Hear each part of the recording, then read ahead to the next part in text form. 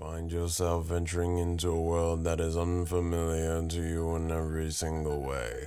All you have to your name is your wits and a broken phone that has no internet. But wait, you have the MidFall Podcast in your hands. Here you can listen to the tales of your three hosts, Luis, Josh, and Jared, as they venture through their own creative woes and whatnot. Get ready to be entertained through your wildest dreams as you conquer and face this new threatening world.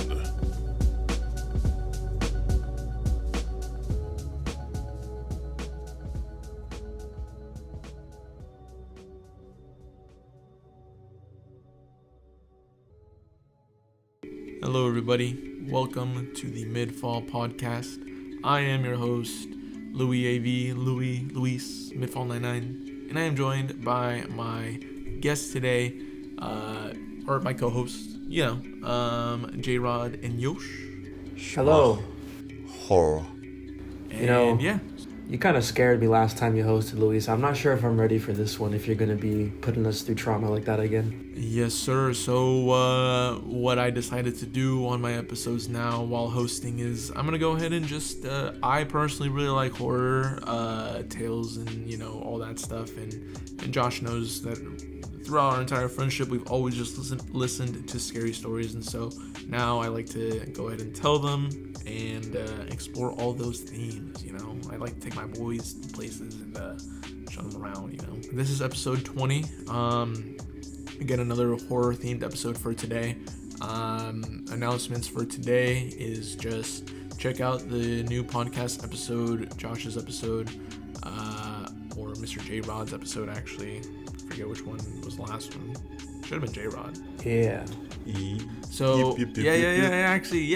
Should have been J-Rod. And I hope that you guys enjoy that episode. It's a good episode.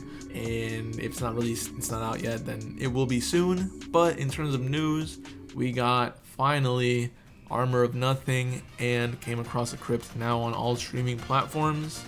Yay, hooray, cool. You guys can now listen to Born to Vanish while you guys are on the go or doing whatever you want to do. And anything from Came Across a Crypt as well. That's pretty much it. Thank you guys for the support on those tapes. And look forward to the next set of tapes when they come out. Any other announcements for you guys today? From you guys? No, not for me. Yeah, not really. Dope. Alrighty, guys. So, are we down to get into the episode for today? Yes, sir. Let's do it. Alrighty. So, I'm gonna go ahead and tell you guys what I did recently, and that recent is I got into a new hobby. That new hobby is actually cars. I like cars. I've always kind of been into cars.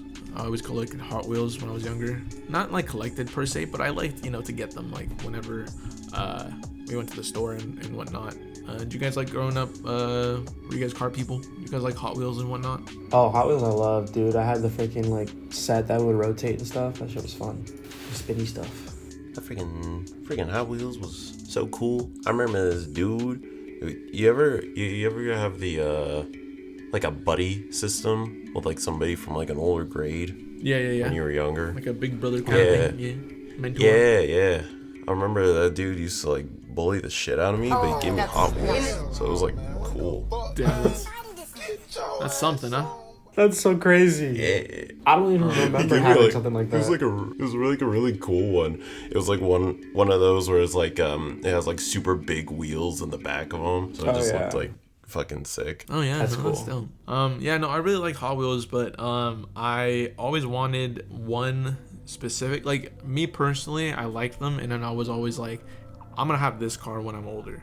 Right? I actually had a Hot Wheels DeLorean, okay? Oh, shit. I love the movie Back to the Future that I've never seen. I just like the idea of it, what I think the idea of it is. So, for Jackie, my girlfriend is listening, yeah, I've never seen it, and I love that movie, okay? So, I went off, and finally, now that I got money, I bought myself a DeLorean, and lo and behold, I didn't think that the time machine on it would work, but it does. Oh. Now, that's actually my new hobby, is time traveling. I've been actually going And I know the butterfly effect, I'm not supposed to go ahead and touch anything. I'm not supposed to go ahead and mess with anything. But what I have been doing is going ahead and, well, seeing some stuff, honestly. But then the second thing is, the best thing of it all is, I actually made a friend. Okay. Oh. Yeah. Okay. So, I would like for you guys, Jared, I'm gonna actually put you in the front seat, okay? And Josh, I'm gonna put you in the back seat, but it's gonna be cramped, okay? It's gonna be cramped in that back seat. I want you to go ahead and wait 1 second for me. I gotta go ahead. Hey man, there's no seatbelt in here. Man, who the hell is he gonna bring? I really hope we don't crash in the time stream. I hope not. I hope we don't end up in like 1940s.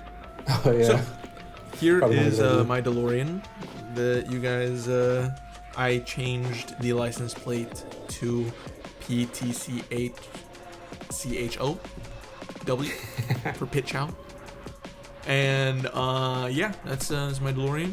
I'm gonna go ahead and take you guys to my favorite place, so go ahead and start squeezing in, cramming in. Thank you.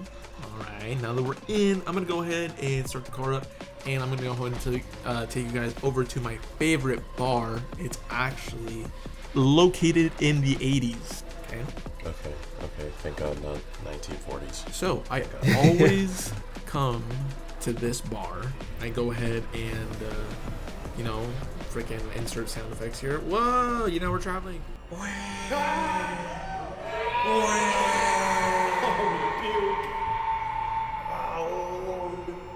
I always come to this bar. It's my favorite bar, and I'm gonna go ahead and take you guys over to my favorite bartender. I'm gonna go ahead and actually allow you guys to go ahead and introduce yourselves over to him. So, oh my gosh, hey man, how you doing, bro? Good to see you, bro. Hey, what's up? How's it going, dudes? Hello. I usually don't open the bar this early, but Luis came by last week and told me he'd be bringing some friends over, so here we are. Oh. Yeah, That's dope. this guy, I always swap stories with this guy. He's the only one on this time that knows about time travel. Yeah, I'm 50% bought in. I think he might have some mental illness, probably, but he's a good guy overall. But maybe You're not wrong. Yeah, don't we all? maybe a little bit of alcohol. And well, I saw you guys drove in.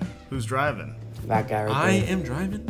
Okay, so no drinks for anyone. We'll see. Maybe not. But either way, I kind of need to be sober because I actually brought you guys over here since you guys liked listening to the tapes that I bought from eBay last time.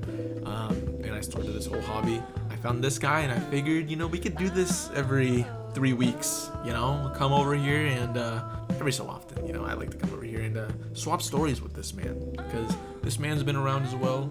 And yeah, that's pretty much it. I love coming over here for the drinks, the old fashions, the vibes. Let me go ahead and head over to this jukebox over here because we always like to go ahead and put on some quite suspenseful music over here. Let me go ahead and over to the jukebox. I have a question for you, Mr. Bartender. Is an old-fashioned here yeah, called what's up? a modern fashion?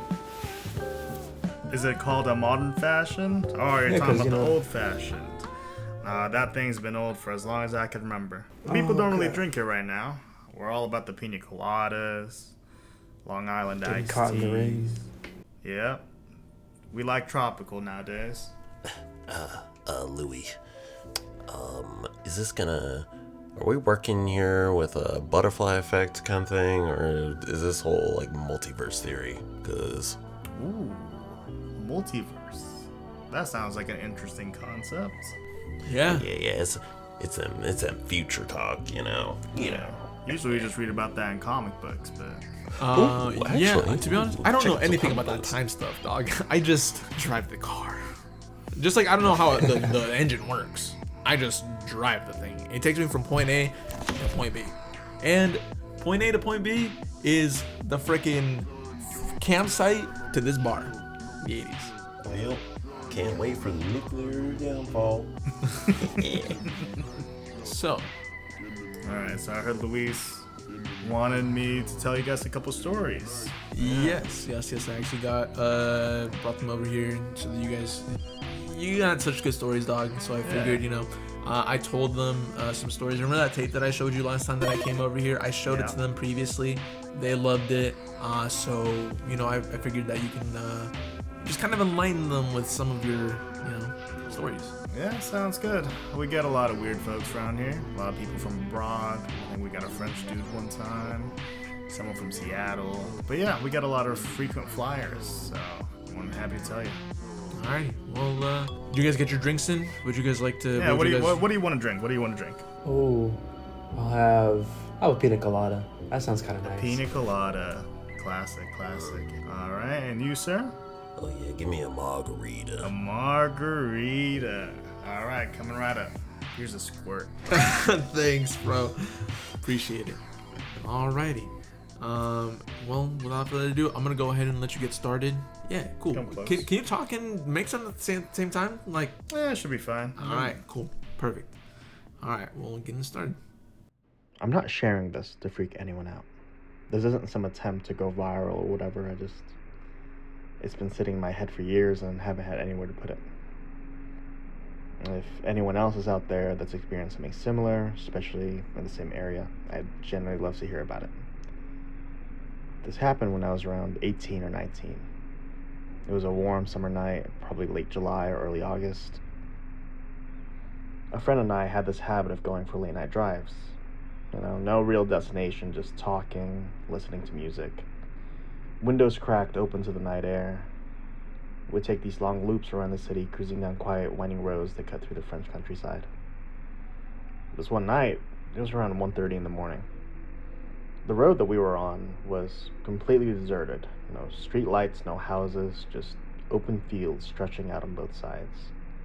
We were going slow, maybe 30, 40 miles per hour, deep in conversation about something personal. Then, out of nowhere, my friend slams on his brakes. There was no shout, no panic, just a sharp, instinctive stop. That's when we saw him. A man crossing the road right in front of us. He came out on the field on the left, moving towards the right. What hit me was the fact that he was completely naked, but it wasn't just that, his skin. It was strange, pale, kind of beige, kind of gray, dull, flat, almost like it wasn't real. But the part that really stayed with me was the way he moved. He wasn't stumbling like he was drunk, he didn't look hurt, it was more like he wasn't even touching the ground properly. Every step looked slow, weightless, like he was dragging himself forward without actually wanting to. His arms just hung there, head slightly down, and the whole time, he never looked at us, never flinched at the headlights, didn't react at all. He just kept walking, slowly, until he disappeared into the field on the other side. There was this moment of total silence in the car, just stillness. And then my friend asked, was he naked? Before hitting the gas. We didn't say a lot after that. Just drove back towards the main road in this weird, heavy silence. I wouldn't even say I was scared. It was more like this deep, crawling feeling in my gut, like something about what we'd just seen wasn't right. The next day, we went back just to see. It was mid-afternoon, bright, sunny, nothing creepy about it. We found the spot easily. There was a twisted tree by the roadside that made it very easy to remember. But when we looked around, there was nothing. No trail, no path, no houses that he could have come from. Most of all, no footprints. There's no tire tracks even from our car. Just two fields and the same quiet road. I don't have a rational explanation for what we saw. But I know what I saw, and I know it wasn't normal. Dang. That was a pretty good one. Not gonna lie. I have something to say. Mr. Bartender, sir. That story sounds like aliens. What the H? Yeah. Well, yeah. And it happened in Europe, too, so we can't even claim Area 51. Oh, that's crazy. Is there multiple like UFO sightings in Europe? Because I feel like, honestly, like I really mainly hear about it from the US. You know, I feel like we have a lot of crop circles around here, but in terms of like individual sightings, I feel like there's probably a bunch in Europe. Yeah, you're right. I personally took it more like a ghost A cryptid, maybe even. Yeah, exactly. The fact that it wasn't leaving any footprints and that it wiped the car track afterwards. Oh yeah, you're right. That sounds like the work of extraterrestrial beings who are strong Yeah, you enough know, and that is smart true. enough to wipe it. Ghost Yeah. sounds believable as hell, but we're in the 80s, bro. This sounds like something way different. Yeah, if Yeah. time travel is possible, then I mean, I feel like aliens could definitely. I mean, likewise with ghosts and anything. I mean, I don't know, but And I feel like you need a lot of equipment to take care of a large area like that. So yeah, no, you you're might not be wrong. right. That might be aliens. What if it never existed? Like you said, what if it's a ghost and it just never even left a real trail? Yeah. Where do you guys stand in the whole alien belief system? Do you guys feel like there's a possibility for them to exist, or because me personally, I guess I would say that aliens do exist, but they're not how we think that they are. They're not humans more advanced, or something like that. If they are, then they are maybe just very, very, very extremely far away from us. Because I mean, if the universe is ever expanding, then I don't think that anything could maybe get the capability to travel as far as us, like to us, you know what I mean? Because if it's ever expanding, then you're not gonna go faster than the universe is expanding. Yeah. So yeah, that's just my take.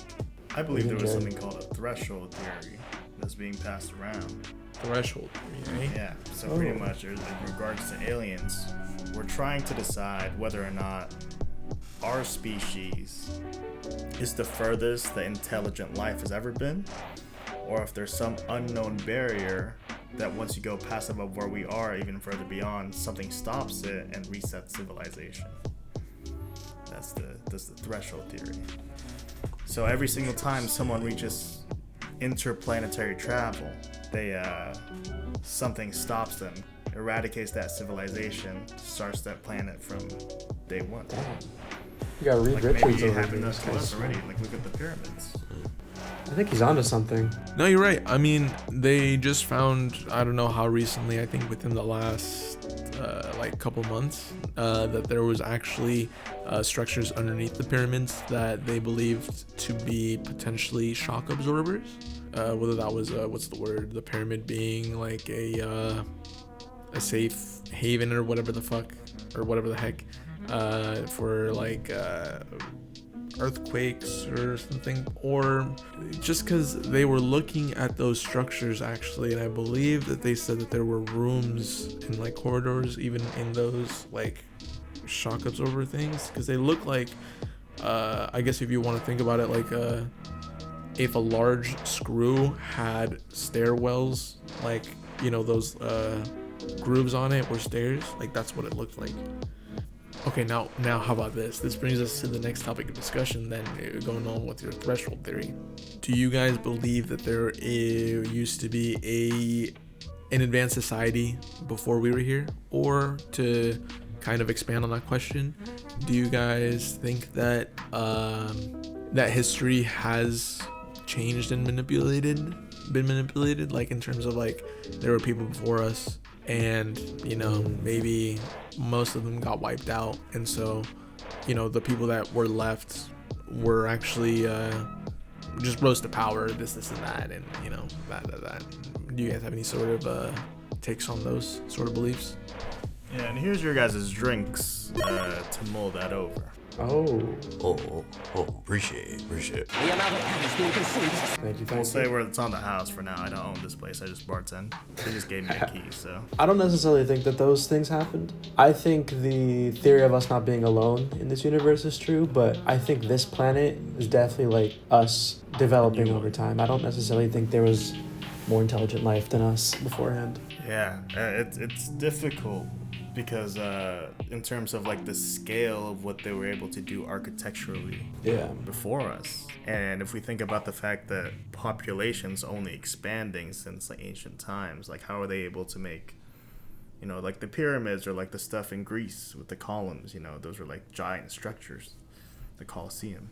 Not only that, but what I found interesting when I came across it on YouTube or whatever, people have mentioned how interesting it is that different places of the world, there is such a structure as a pyramid that is consistent among North America, South America, Egypt, obviously, and whatnot. Obviously, it could have just be coincidence, like a popular structure, like, it's meant to be this way. But yeah, it's all pretty interesting.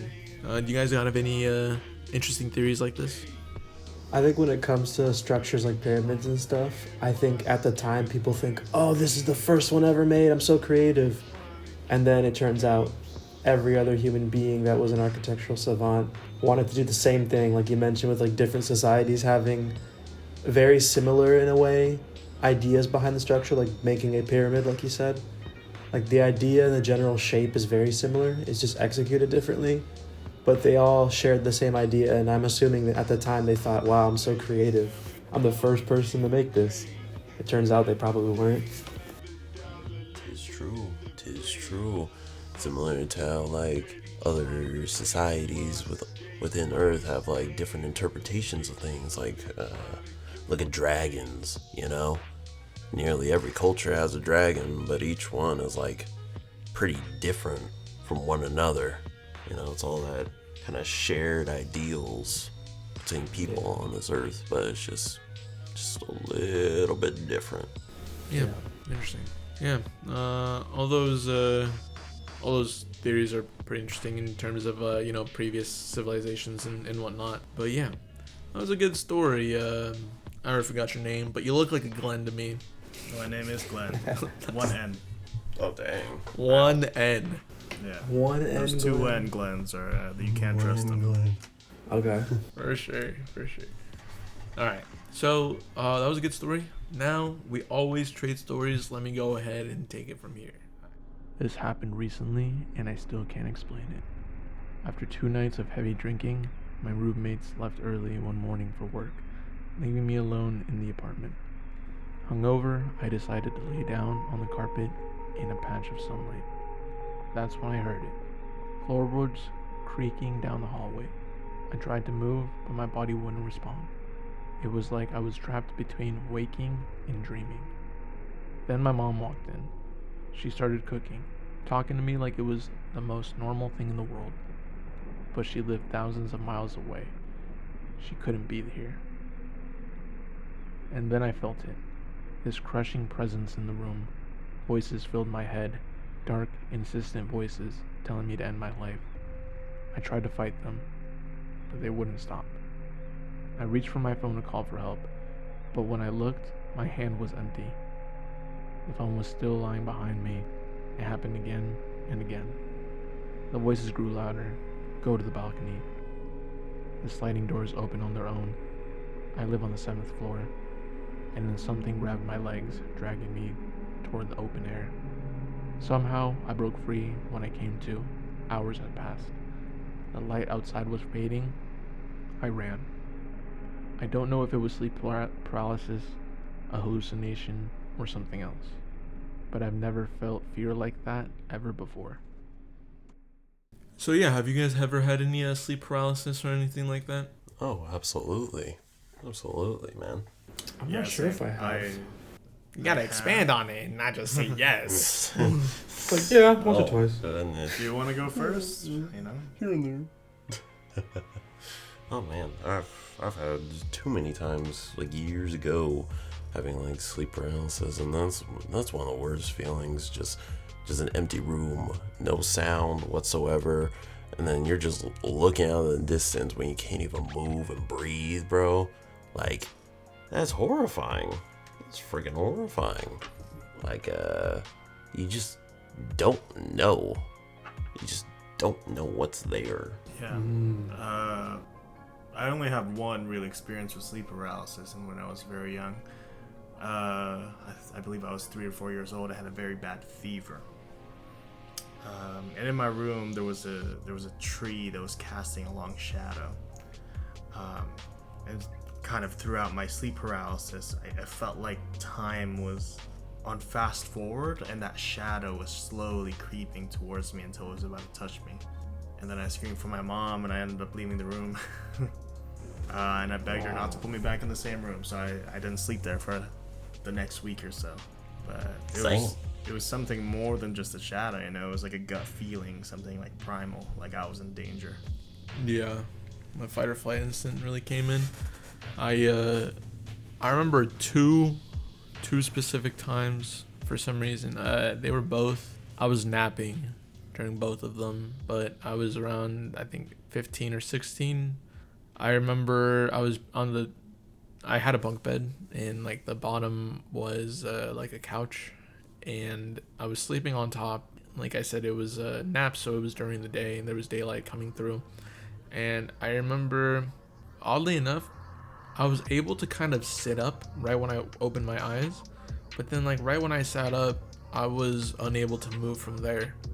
It was kind of odd, obviously, especially since typically sleep paralysis dreams, you're not really able to move at all once you open your eyes. But like I said, I was able to kind of sit up, and from here I wasn't able to move. And for some reason, I felt like I was in a dock, and below my chest, I was in the water.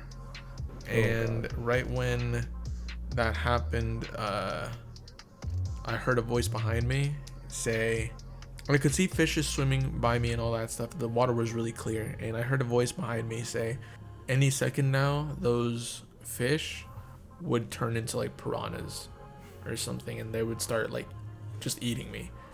And it was telling me like, get out of the water, get out of the water, get out of the water. You gotta get out because they're about to turn. They're about to turn. Like once, and I was like, oh dang. And I could see the fish and everything, and then I could see them start to change. And then that's when it was odd because it's not like I jumped and was able to just move. Everything just slowly just dissipated, just faded. Like it was my room completely, but there was like this like augmented reality type of thing where I saw the fishes and everything.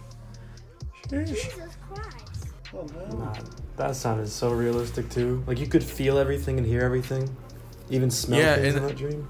I forgot to mention the second one was I was facing the wall.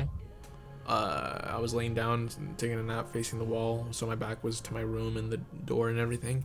And I woke up, and for some reason I couldn't move, and I was on my side facing the wall, and for some reason I could kind of see myself in the third person. Freaky Fred from Courage the Cowardly Dog was right behind me, and he was like stroking my arm and just telling me shh, like, you know, shushing me. And I was like, Police! Help! Police! Help! Police! Help! Oh, dude, this is the most uncomfortable freaking thing. Yeah, exactly. Oh yeah, Mr. Bartender. Yeah, it's a show, Courage the Cowardly Dog. Way in the future. Yeah, you'll love it. You'll love Oh, it. yeah. About the kids will love it. Everything. the kids will love it. The kids will, yeah. Yeah. And it's about like a horror dog. Yeah, it's Oh, about, yeah. I like the name Courage for a cowardly dog. It's a good dichotomy. Exactly. Well, I think that they originally got that dog as a guard dog, and then it turned out to be, you know, yeah. You'll see it when it comes out on Cartoon Network. Oh yeah, Wait, in my 50s. You got any more stories for us? I do. We'll probably go stateside. Maybe less paranormal, more real people. Okay. Sometimes people are the scariest. Heck yeah. Let's listen. During our early 20s, my brother and I went to the Watershed Festival in Washington. We were driving back around 3 a.m. to the gorge, a bit outside of Portland. If you're not familiar with this area, the highway runs right along a river, and you're constantly surrounded by trees. Since it was 3 a.m., there was no other cars in sight, and the road was pitch black. My brother and I were listening to a true crime podcast, which definitely didn't help with the mood. We drove like this for a while, until suddenly we see a car pull up in front of us. When they notice us, they make a sharp right and pull off into a 2-lane road. My brother found this odd, but I thought, hey, who likes driving with headlights behind them? Fair enough. I realized very quickly this wasn't the case, because once they pulled back onto the road behind us, they suddenly sped up until they were right on our tail. Then, They moved into the left lane to cut back into the right lane in front of us. Odd, but I've seen weirder. But this is where it takes a turn. Once they cut in front of us, they put on the right turn signal again and pull off. Now my brother and I are getting a little creeped out. Because keep in mind, it is pitch black outside. There's no lights on the road. There's no other cars. And you can really only go one direction. We pass them again, and I tell my brother to move into the left lane and just keep going. Once we pass them, they pull back onto the road again. They speed up in the right lane until they're about 50 feet behind us. I'm keeping an eye on them in the rearview mirror. And then suddenly, their lights switched off. My skin crawled. We have no idea where they are, but we know they're close behind. I turned my head to the side to look for them, but I couldn't find them. They weren't to the left, they weren't on the right. I unhooked my seatbelt to look right behind, directly right behind. Nothing. The car was just gone. I told my brother to book it. We left that area and got home, and that was the last time we drove the gorge this late at night. Dang. Sheesh. You always got the best stories, man. I'm sensing a bit of a pattern here with your stories, though. Did you make them travel themed this time? A little bit. I mean, That's funny. you know, it's where we are a smaller town, so a lot of the people who come here are typically staying at the inn across the street. So we got plenty of travelers heading down south. So yeah. Dang. And Mr. Bartender, may I ask you, what is your favorite drink? What's my favorite drink? There's this new alcohol coming from the border. It's called mezcal. It's a little bit like an old-fashioned. We switch out the bourbon or your rye with mezcal.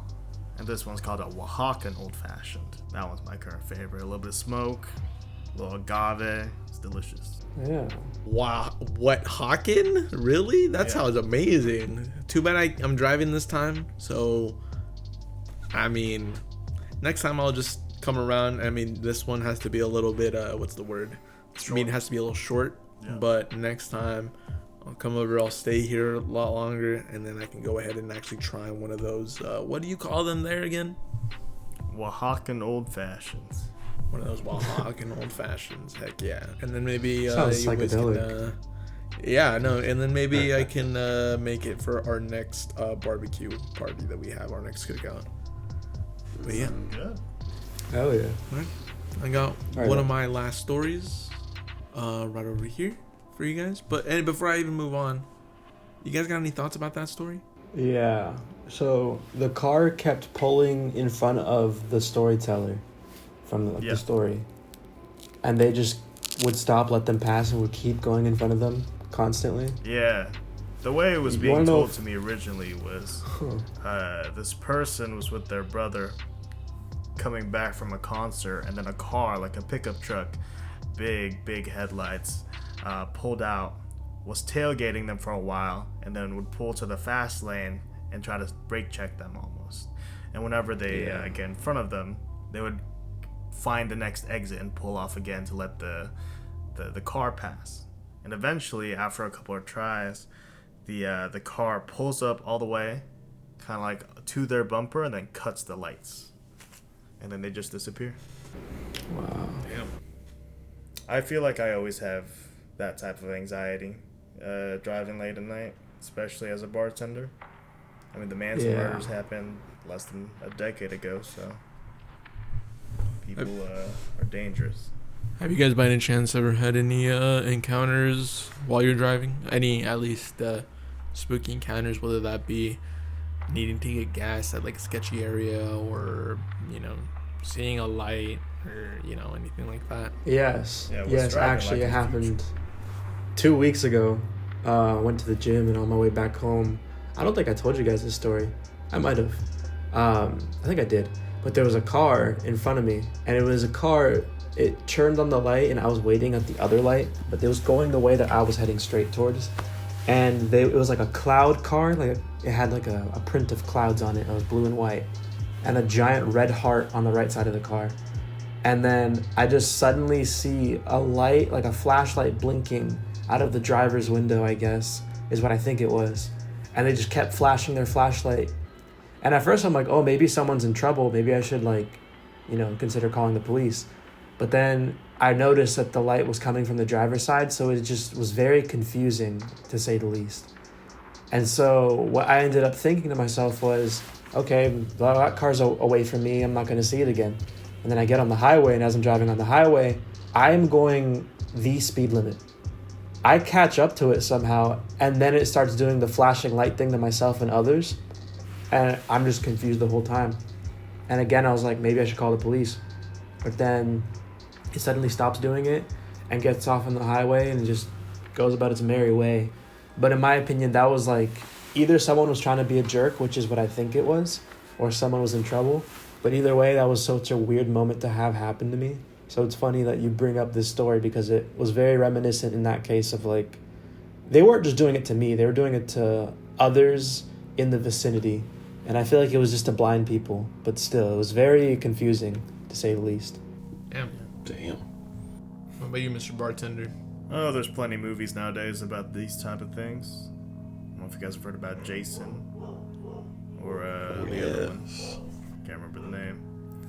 But yeah, the idea of you traveling to these smaller towns and getting followed or trapped by the inhabitants, whether it be regular people or otherwise, is definitely on the front of everyone's minds these days. Mm-hmm. For sure. You guys want a second drink? Looks like you guys finished that one pretty quickly. Oh, you got off the first one. Another margarita. Yes, sir. Yes, All sir. right. We'll spice it up. Not too many terribly scary ones. Most of the time I have to drive back in a very similar area to the one that was told in the story, except it was more in like the hills and whatnot, no lights, no nothing.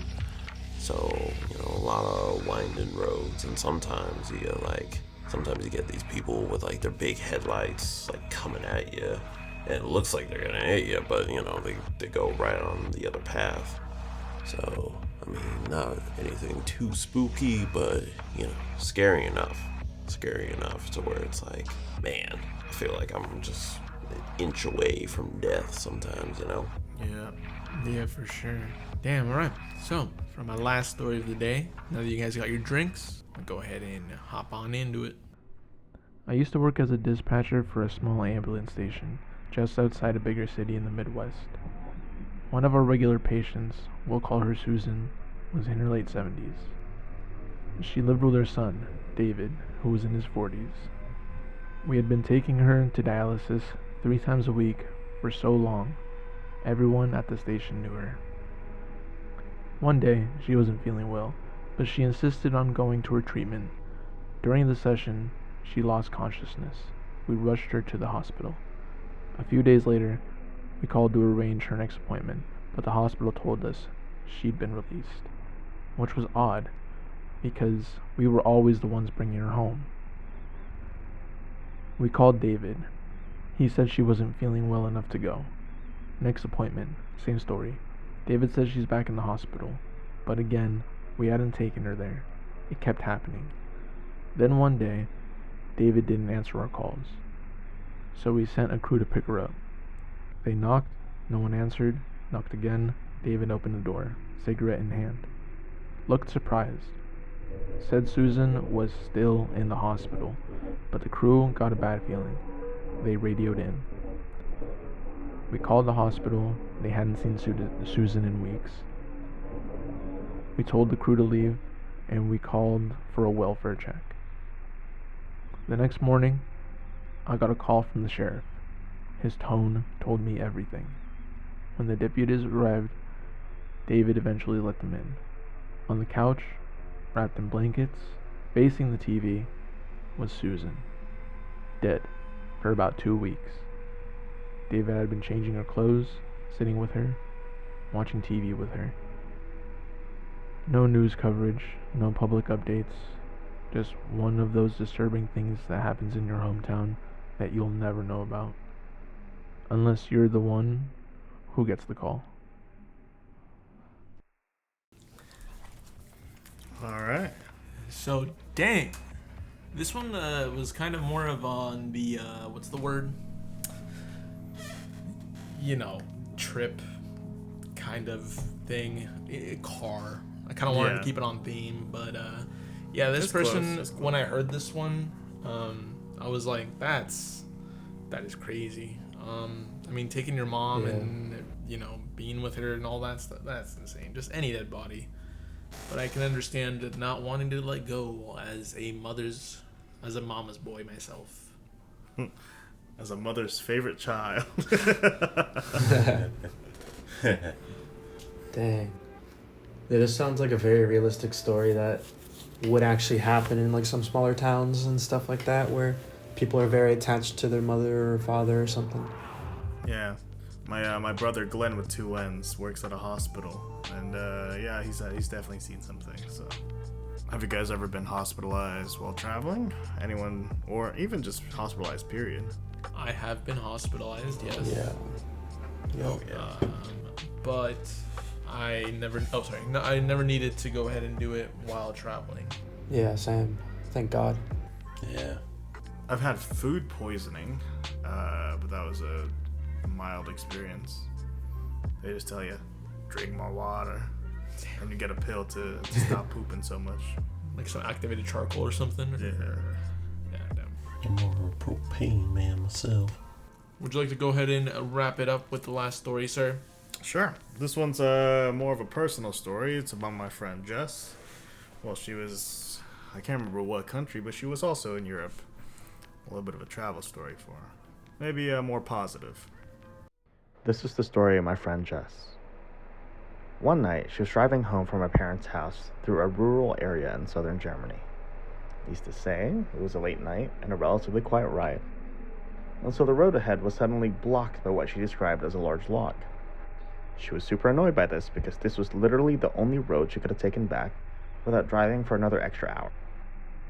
When she got out of the car to further inspect the log, she didn't notice anything out of the ordinary. Germany is pretty tame when it comes to wildlife in rural areas, so there's usually no serious wildlife encounters apart from hedgehogs or a deer. She began to move the log out of the way. I'm not sure how long it took her, but by the time she was finished, another car had stopped not far from behind her, waiting for her to continue driving. At least, that's what she thought. As soon as she got into the driver's seat and continued driving, she noticed that the car was following her.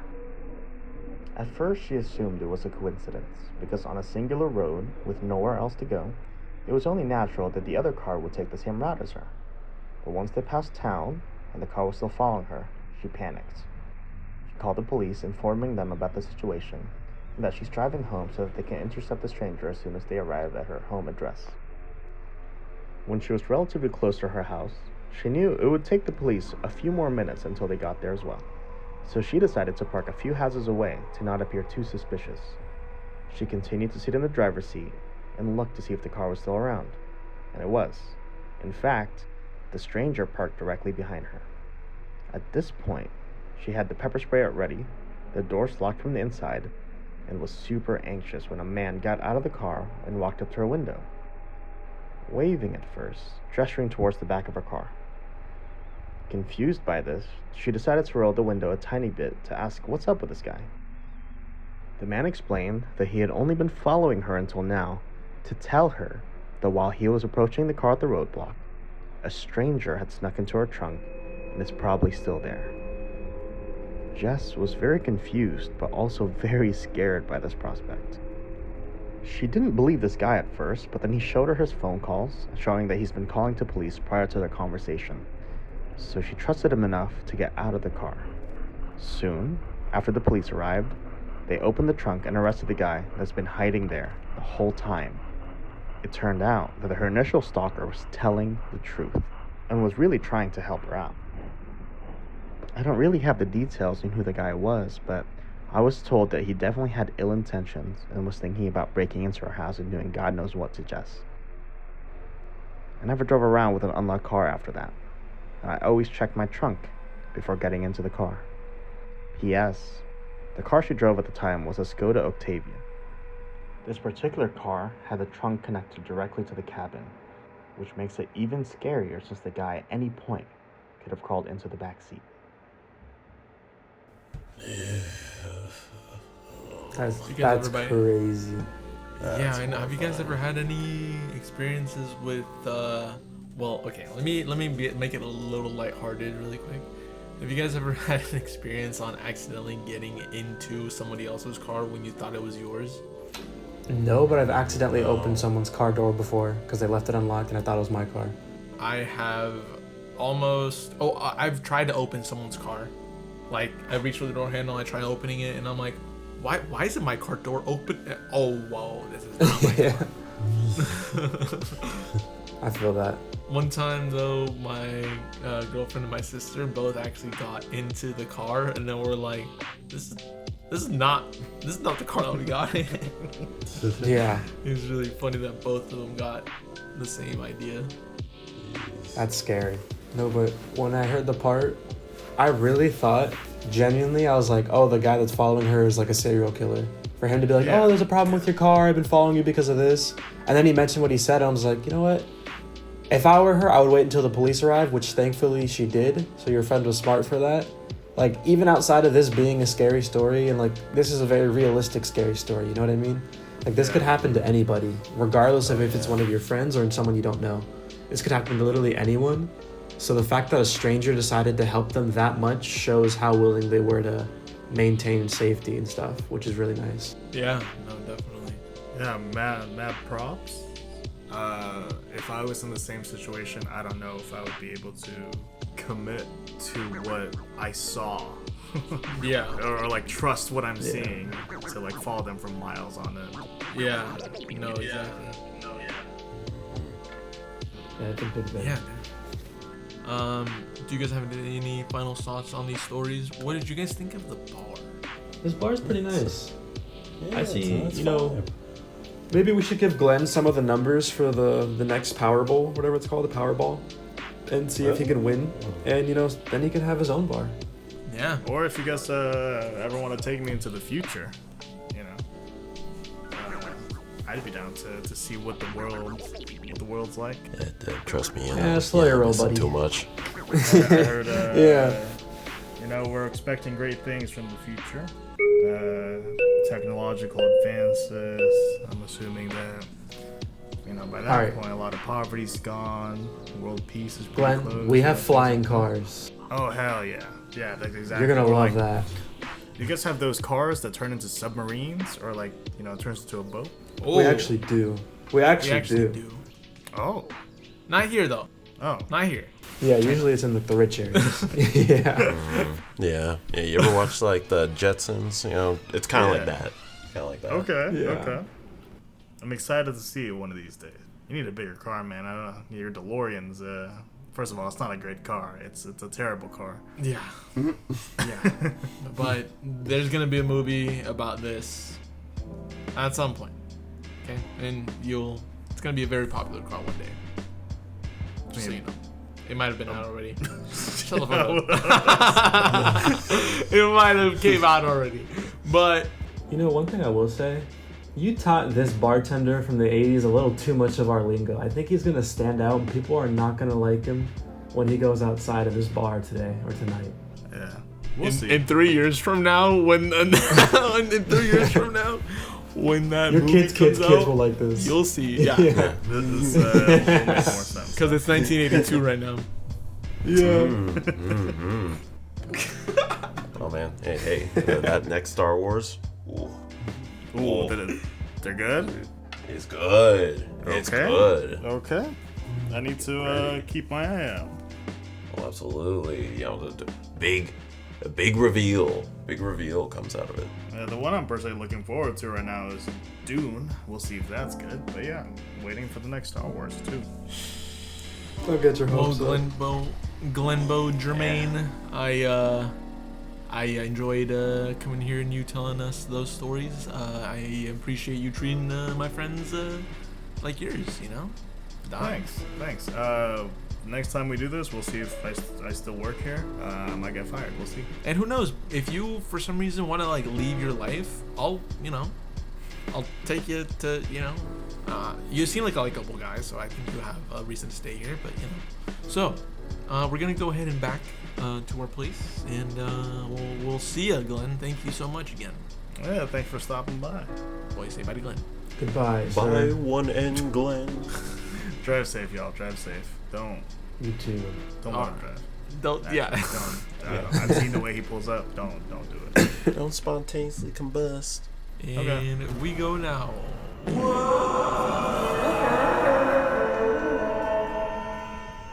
That's gonna do it for today's episode. We're currently back in our timeline, our regular timeline, and I wanted to very much thank our boy Glenn for guest starring and telling us some stories, some tales. We'll hopefully have him back on again at some point. But yeah, as far as announcements, I hope that you guys enjoyed this episode. That you guys, the boys, also enjoyed this episode. These tales that I had for you guys today.